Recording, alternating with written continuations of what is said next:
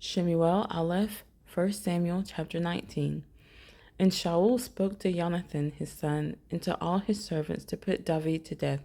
But Jehonathan, Shaul's son, delighted much in David. And Jehonathan declared to David, saying, My father Shaul seeks to put you to death. And now, please be on your guard until morning, and dwell in secrecy and hide. And I myself shall go out and stand beside my father in the field where you are, and speak with my father about you, and shall see, and shall let you know. And Jehonathan spoke well of David to Shaul his father, and said to him, Let not the sovereign sin against his servant, against David, because he has not sinned against you, and because his works have been very good toward you. For he took his life in his hands and struck the Philistine, and Yah wrought a great deliverance for all Israel. You saw it and rejoiced.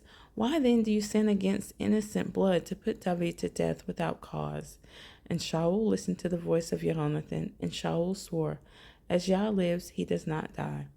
Jehonathan then called David, and Jehonathan told him all these words.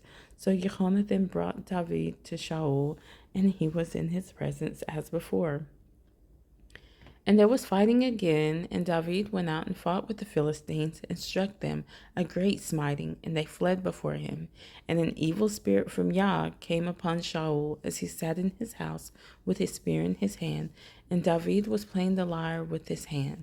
And Shaul sought to strike the spear through David and into the wall, but he slipped away from the presence of Shaul, so he struck the spear into the wall. And David fled and escaped that night. And Shaul sent messengers to David's house to watch him and to put him to death in the morning.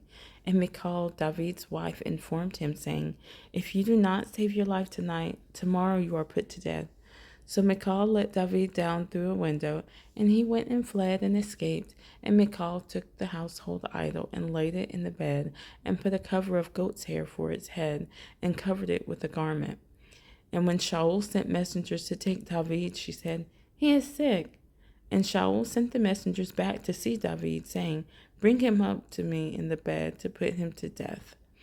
And the messengers came in and saw the household idol in the bed with a cover of goat's hair for his head. Shaul then said to Michal, Why have you deceived me like this, and sent my enemy away so that he escaped? And Michal answered Shaul, He said to me, Let me go. Why should I be put to death?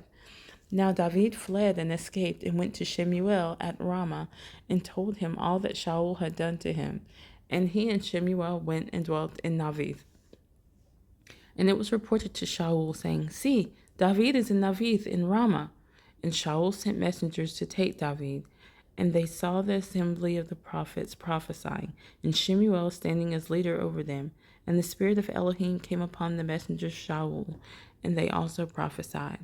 And when Shaul was told, he sent other messengers, and they prophesied likewise. So Shaul sent messengers again the third time, and they prophesied also.